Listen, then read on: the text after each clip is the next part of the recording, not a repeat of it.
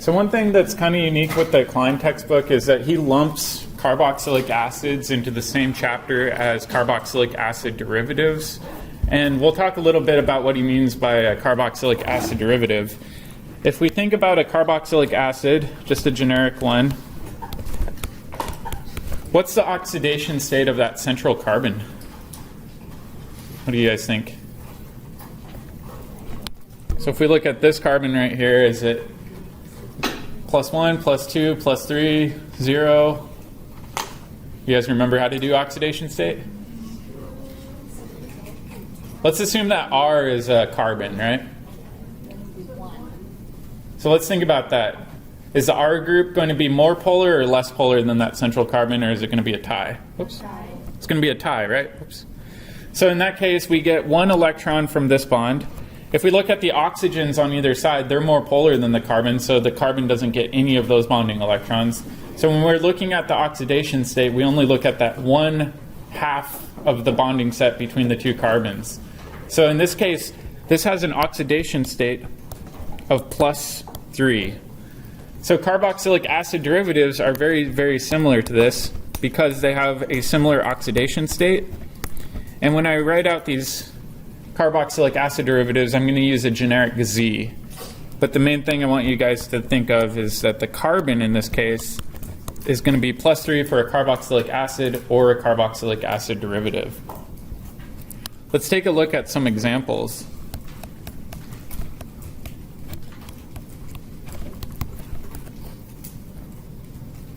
All right, the first example,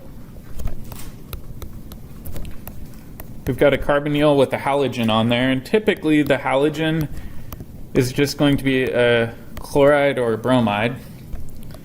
You occasionally see iodide in there, but it's not super common. It's kind of, or I shouldn't say kind of, it is unstable, as opposed to the chlorides and bromides, which you can actually buy commercially.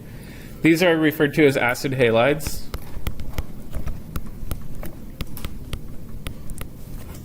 And if you think about that central carbon, its oxidation state's +3. The next one that shows up a lot is this functional group. What's that called? Anhydride. You oftentimes hear people call these acid anhydrides. It's because they're carboxylic acid derivatives. The next one that we have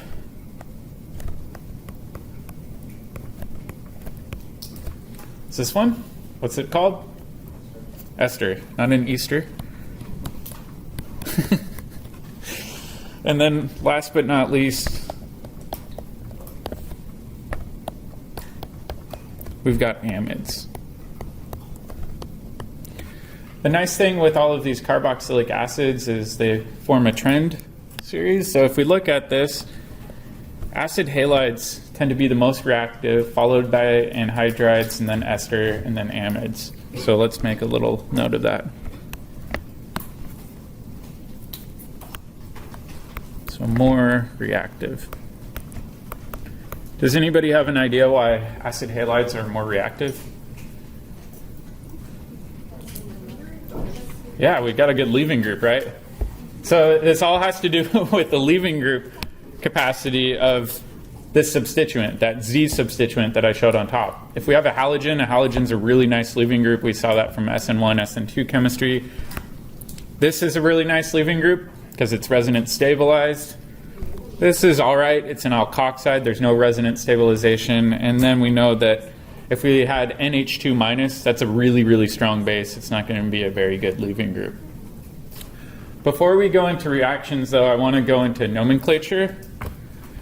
Nomenclature gets a little bit weird for some of these, but we're just going to do the basic nomenclature.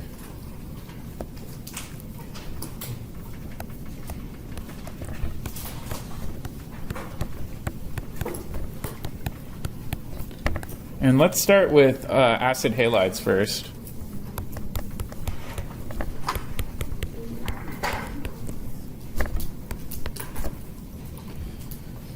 The main thing to remember with acid halides is that they have a YL bromide or chloride suffix.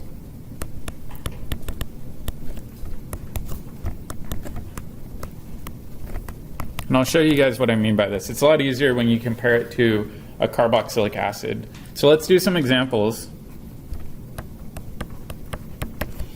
And I want you guys to first name the carboxylic acid, and then we'll try to name the carboxylic acid derivative. So what would this carboxylic acid be named? What was it? Hexanoic acid, right? We've got 2, 4, 6 carbons. It's a hexane, so it's just going to be hexanoic acid. If we look at the corresponding acid halide, where we just put on a chlorine, for example, instead of it being hexanoic acid, it's going to be hexanoyl chloride. So really all you do is you chop off the ick. So we take this ick and this acid, and we replace it with a YL and a chloride. So hexanoyl chloride. Pretty straightforward, right? Let's do another one.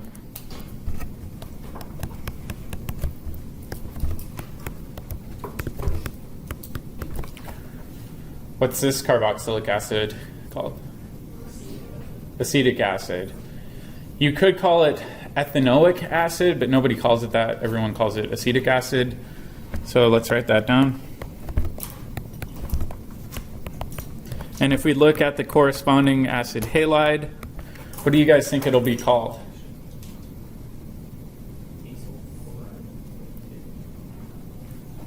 We know we're going to chop off the... Yeah, acetyl chloride. We're going to chop off the ick and the acid and add in the ill and the chloride. So acetyl chloride.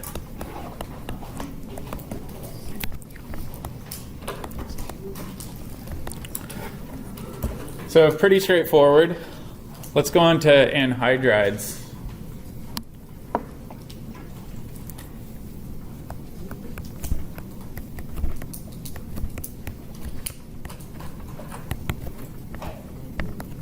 Okay, let me go back up and clean this up.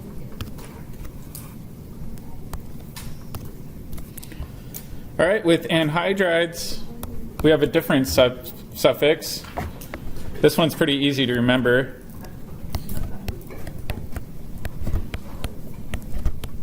You have an anhydride suffix.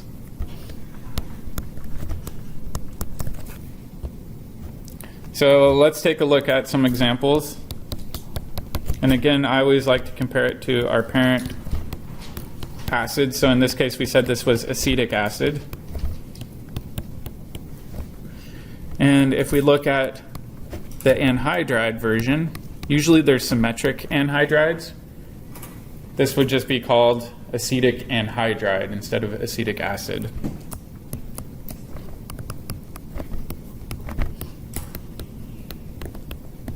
So let's kind of do our box around what we're swapping out. It gets a little bit more complicated when you run into non-symmetric anhydrides. So let's take a look at one of those examples. Let's say we've got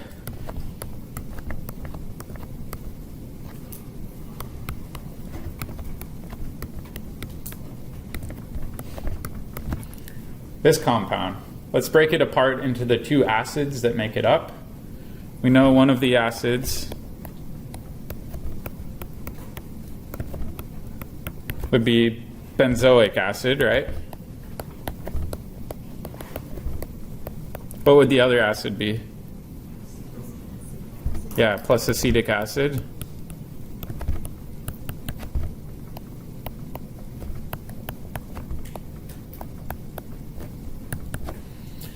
This comes out to be acetic benzoic anhydride.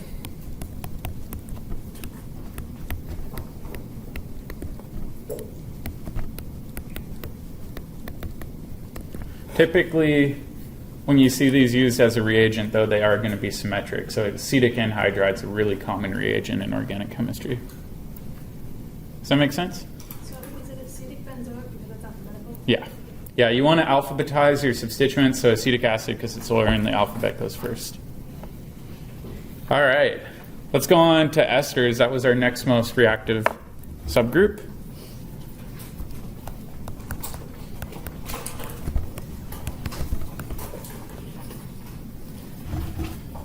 Let's see, I'm losing my place in my notes. Here we go.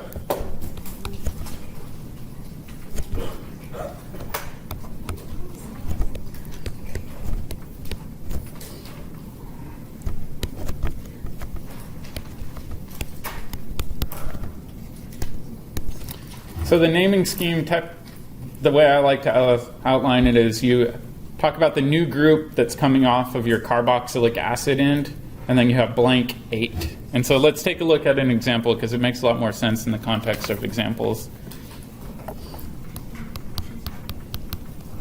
So let's look at this example.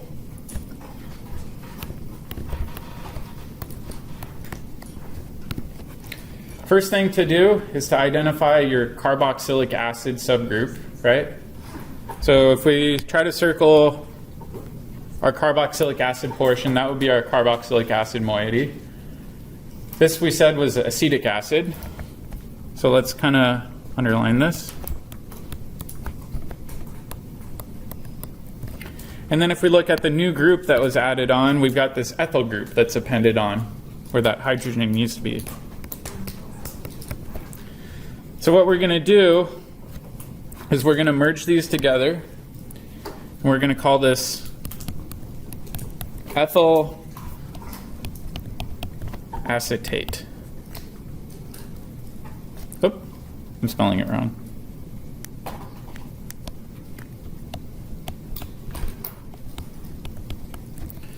So if we look at what we're chopping off again, we're doing ic and then acid. We're cleaving that off. And then we're putting on an 8. So ethyl is our new group, and then it's acetate. All right, let's do another practice one.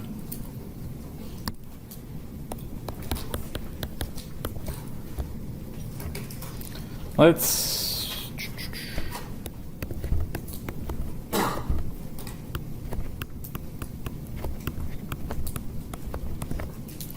do this and try to figure out what the ester would be called.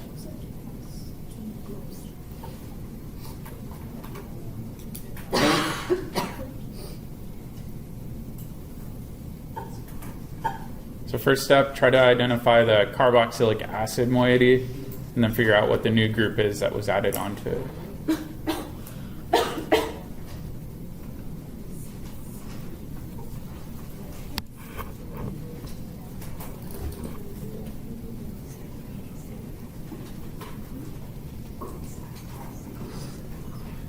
Does anybody think they've got a solid guess? Ramon has a solid guess? Greg? Anybody want to throw out a solid guess? Butyl hexanate, exactly. So if we look at the carboxylic acid, this is hexanoic acid. And then over here we've got this new butyl group. So this would be butyl hexanoate. So we lop off the ic and the acid, and we replace it with the 8. Not too bad. All right, let's continue on to amides. I know we're covering a lot of naming. It's not my favorite, but we got to do it.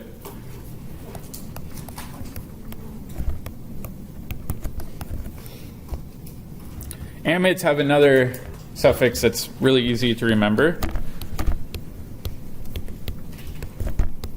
It just has an amide suffix. It's kind of like anhydrides. So let's take a look at an example. We know this is the parent acid. This would be acetic acid. And then if we change this OH to an NH2, what do you think this would be called? Acetamide, yeah.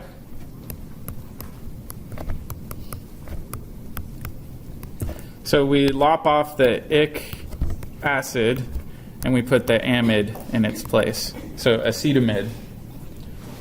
There are some variations depending on the type of amide that you have. In this case, we have a pretty plain amide, and we'll talk about that next. Yep. So it's like a ketone now? It's not a carboxylic acid anymore? So an amide is a carboxylic acid derivative because it has the same oxidation state for that carbonyl carbon, but we have to change the naming scheme because it's an amide, not a true carboxylic acid. Yeah, so we have to change the suffix anytime we're changing the functional group. So let's take a look at what happens if we don't have NH2 group. What if we have an alkyl group coming off that nitrogen? So let's do another one.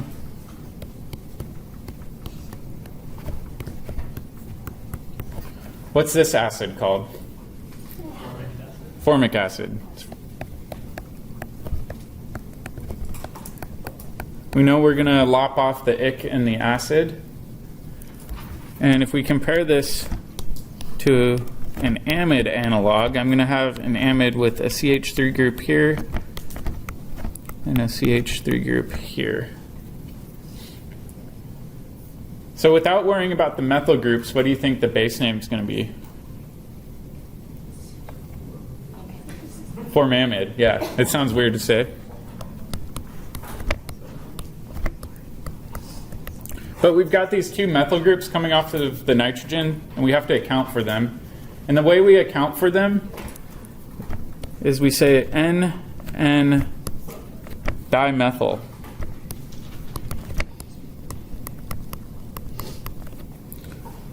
So the N and the N refer to the alkyl groups coming off. So if it's the same alkyl group, you just do N comma N. However, if you have two different alkyl groups, you can specify what's coming off there. This is commonly known as DMF. It's one of our our very polar aprotic reaction solvents. Does that make sense? You'll see this, I believe, on the ACS exam with the naming of amides. Yep. So for something to be a carboxylic acid derivative, does it have to have a double bond to an oxygen? Mm-hmm. Okay. With the exception of nitriles, and we'll get there a little later, they're also considered carboxylic acid derivatives. Okay, let's do a practice one. I want you guys to help me name this compound.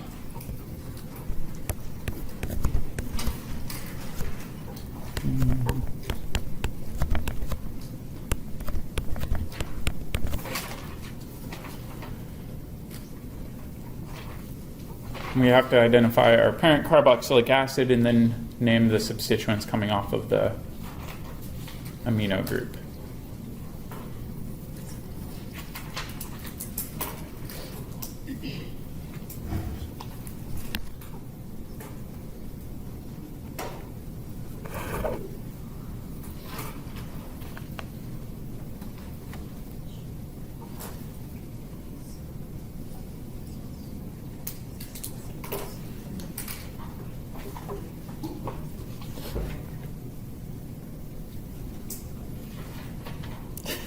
You're giving me a very concerned look, Corin. What's going on? Just that. Okay.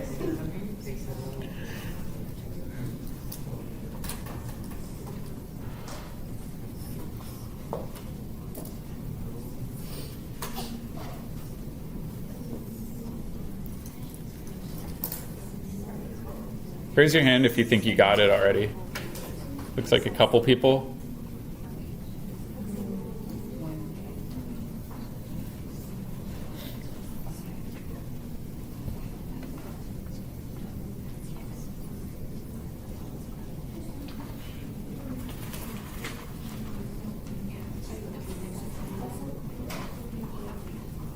All right, let's break this apart. So if we look at the carboxylic acid portion, it was this guy. So let's name the carboxylic acid.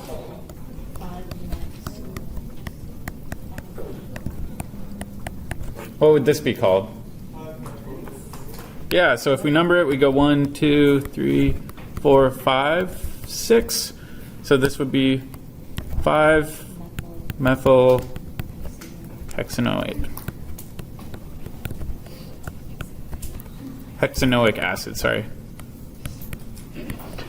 Okay, and then if we look at this portion, this would just be N-methyl, right?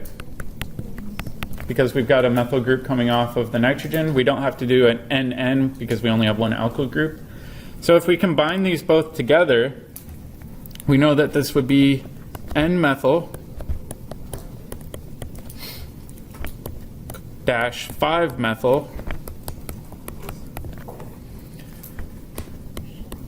hexanamide, because we're going to lop off this ic acid and replace it with the amide suffix. Yes, I guess I should do the oic acid in this case. Do you have a question in the back? Okay. So, like, N5 dimethyl is wrong. Say that again? Like, if we were to say N5 dimethyl, that's wrong. Yeah, in this case, you want to try to separate it out. And so the N dash is exclusively referring to the substituents coming off the nitrogen, and we try to keep those separate from the substituents coming off the other side. That was your question? That's a good question. All right, let's continue on. Yep. So, what order do they go in? You always have the N whatever first, and then you name your carboxylic acid derivative last. I know this gets into tedious tidbits, but we're just going to leave it at the basic stuff right now. Yep. Why does it say NN? Why is there two N's up there? So in the top one, we had two methyl groups coming off that nitrogen, so we had to do N comma N to indicate that we had two branching points off of that It's just like group. 5, 5, and we have two coming out of the 5. Exactly, yeah. Okay, so let's continue on and talk a little bit about the reactivity. Again, we touched on it earlier. And we said that what makes them more reactive is if we have a Z group that can act as a good leaving group.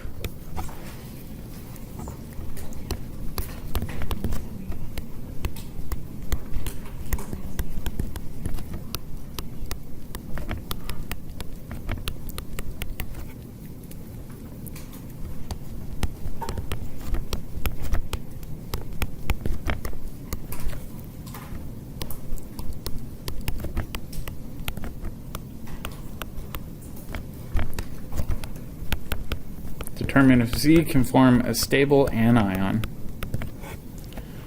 How can we determine if Z forms a stable anion? This goes back to first term stuff. Yeah, we could look at the atom, right? So its atomic size, its electronegativity. We can look at whether or not there's resonance. We can look at whether or not there's induction. Really, it comes back to the same principles as acid-base chemistry. So let's just make a really quick list, and I'll show you guys how this correlates to pKa.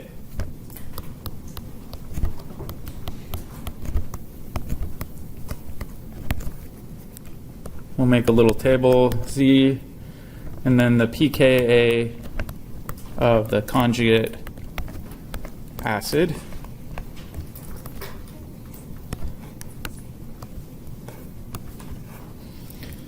And we know that acid halides are the most reactive, so I'll list that first. If we think about what Z would be if it's an anion, it would be Cl minus. That means its conjugate acid would be HCl. And HCl has a pKa that is -8. So we know that chloride is very, very stable as a leaving group. If we look at anhydrides, we know that if we lost this whole group circled in green, we'd have an acetate leaving group.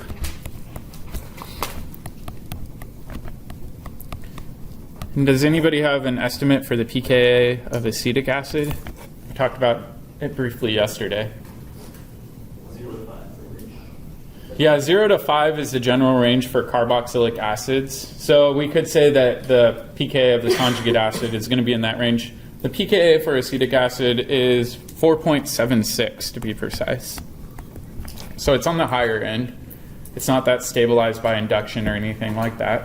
And then if we go to the next one,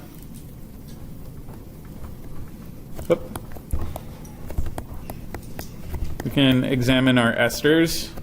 We can say, all right, if this alkoxide group pops off, we know the conjugate acid would be an alcohol. Does anybody have an estimate for the pKa of alcohols? Give you a hint, it's going to be pretty close to water, right? Water is an alcohol. It's going to be close to 15, right? pKa of water is right around 15. So if we look at this, the pKa is going to be approximately 15. It really depends on the alkoxide that you're popping off, though. So you can see we're going from -8 to a much larger number. So this is a very poor leaving group compared to chloride. And then last but not least, I said that amides are very poor leaving groups. Or not very reactive, because you can't have a good leaving group. Does anybody remember the pKa for ammonia? You're close. It's around 38. So this is an absolutely terrible leaving group. Which is good because it makes up the backbone of our amino acids, right? We don't want those to be hydrolyzed very easily. We want them to be hydrolyzed controllably. All right, so let's take a look at the reactivity with just really generic mechanistic schemes.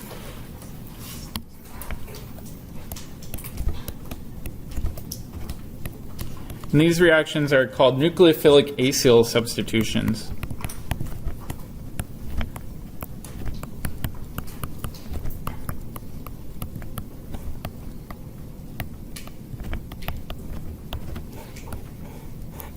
And we're going to do our basic mechanism first. So let's say we've got our generic carboxylic acid derivative. And we've also got a nucleophile. And I'm going to say that this nucleophile has a negative charge. This nucleophile can attack into this carbonyl, kick up electrons. I'm going to draw this as an equilibrium.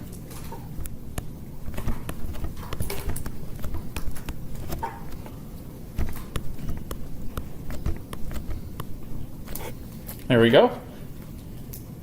And now, what do you think could happen?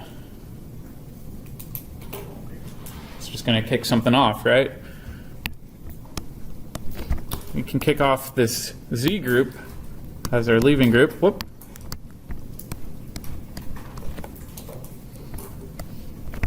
And when you do this, you reform your carbonyl with your new nucleophile, and you form Z.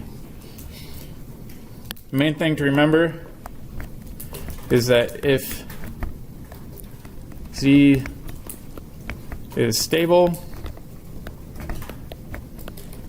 then the reaction favors the products.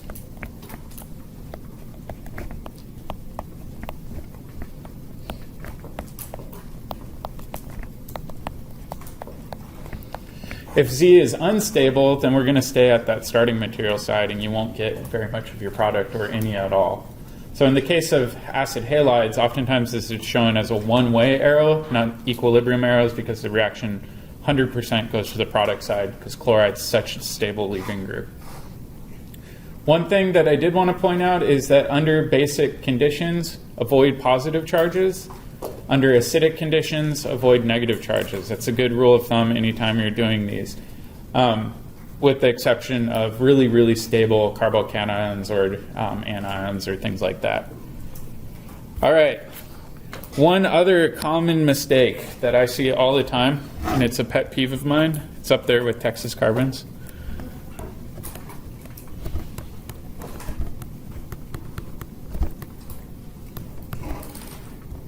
A lot of students get really tempted to show this mechanism as a one-stepper, where they say, well, I've got this nucleophile. Can this nucleophile just come in and kick off this Z group and give us our product? And the answer is no. And you might get a frowning face too on your paper. The reality is all the experimental evidence shows that it goes through a tetrahedral intermediate. This mechanism doesn't show a tetrahedral intermediate. So make sure every time you do a nucleophilic acyl substitution, you show that tetrahedral intermediate. So we'll do, don't show this.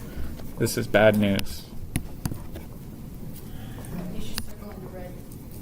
Circle it in red. Yes. Must go through tetrahedral intermediate. It's very tempting when you've got a long mechanism to try to show it as one step, but technically that's incorrect. All right, let's do the same mechanism, but this time we'll do it under acidic conditions.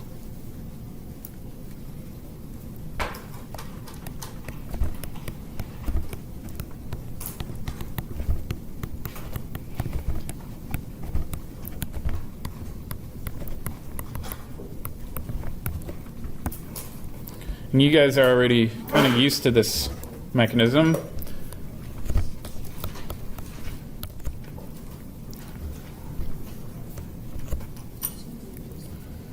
Let's say we've got some sort of acid floating around in solution. What do you think the first step will be? Yeah, protonate the carbonyl. We've seen this in our pods and in the last chapter. This is under equilibrium conditions. Because it's under acidic conditions, it's okay to have a positive charge now. We don't want negative charges. And then we've got A minus floating around. And then in this next step, let's say we've got some sort of nucleophile. Under acidic conditions, you're probably not going to have a negatively charged nucleophile. It's just going to be a nucleophile with a proton on it. But this nucleophile can add into this carbonyl group, kick up electrons onto that oxygen,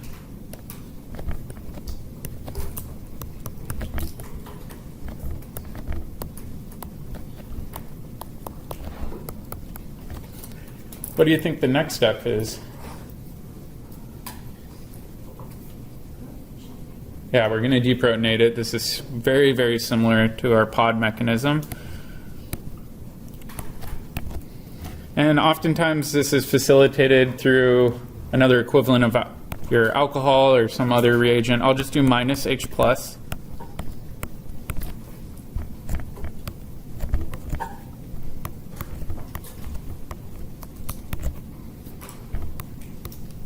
We've got our tetrahedral intermediate, which we know is important. And then in the next step, what do you think we need to do? We can protonate the Z if we want. It really depends on the situation. So I'll write this step is kind of optional. It depends on how good of a leaving group Z is.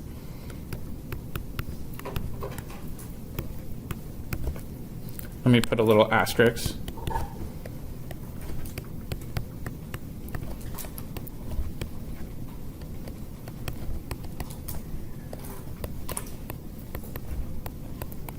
All right, optional if Z is a great leaving group.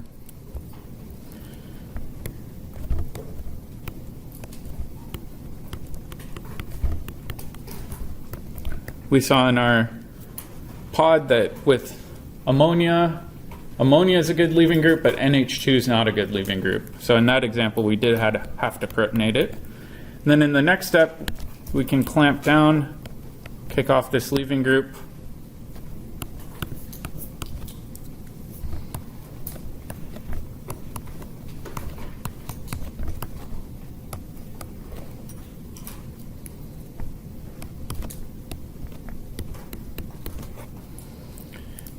This oxygen's positive. And then we've got the conjugate base that's still floating around, so we can use that to grab a proton back, and we regenerate our acid.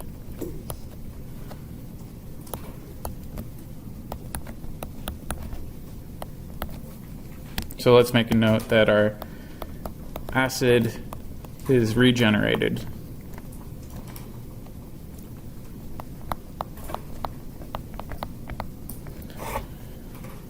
This looks pretty similar, right? Most of you guys in lab are going to make your ester this week, or you did in a previous lab. You were doing this exact same mechanism, right? You started out with the carboxylic acid, you treated it with methanol and catalytic acid, and you were able to convert that into an ester. So let's do that as just a practice mechanism. I want you guys to draw out the full arrow pushing scheme for the reaction that you're doing in lab. And let's just use benzoic acid as our starting material.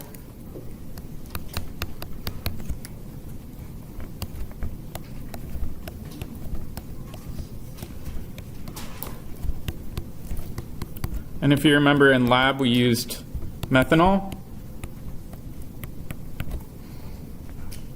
And we had H2SO4 as our catalytic acid, and we formed our final product. What would this final product be called, too? Methyl benzoate, right? Because it's benzoic acid with a methyl group on it, so this would be methyl benzoate, but let's do the full mechanism.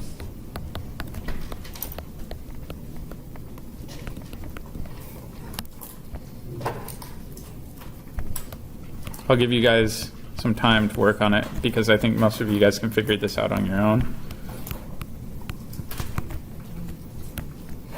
This is also going to help you with your lab report. This is kind of a freebie because I think I asked you guys to draw the full mechanism.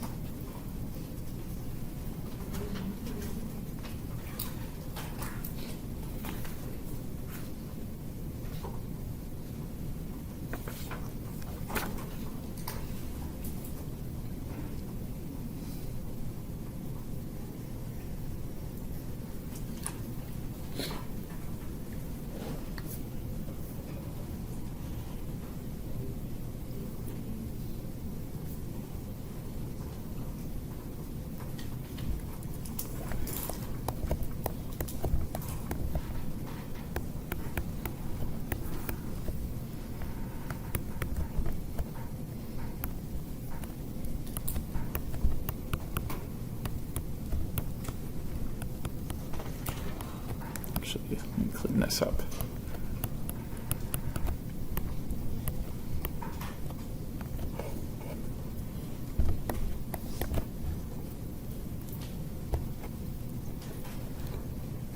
Okay, let's do some basic arrow pushing. First step, we said just protonate the carbonyl.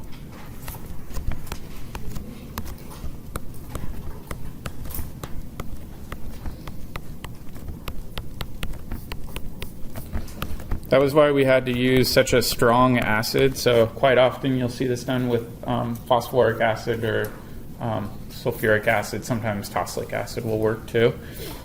And then in the next step, we've got methanol around. We used a lot of methanol. If you guys filled out your reaction table, you probably saw we used a huge excess. Does anybody know why?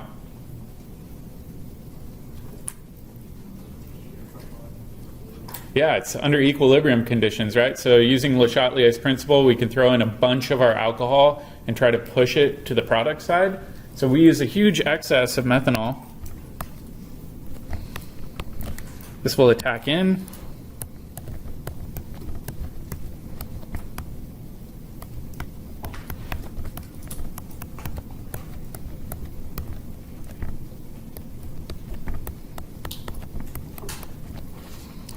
Next step, we have a proton transfer, so I'll just do plus and minus H plus.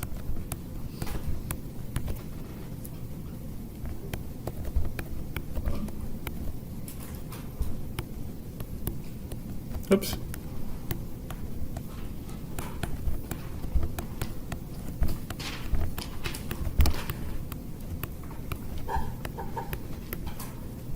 And as you guys saw, we couldn't kick off hydroxide as a leaving group, but we can kick off water.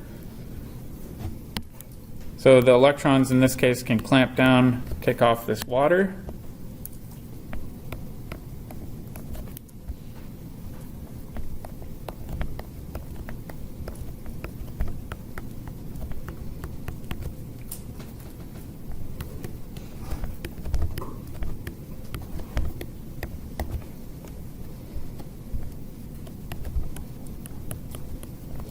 And then this water in the last step can grab this proton, and we regenerate our acid.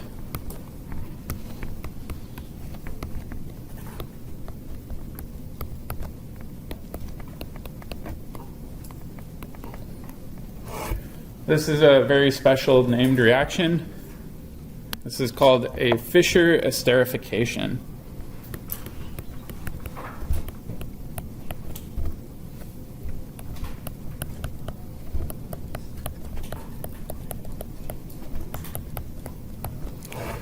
Does anybody have another idea for how we can favor formation of our product besides just throwing in a bunch of methanol?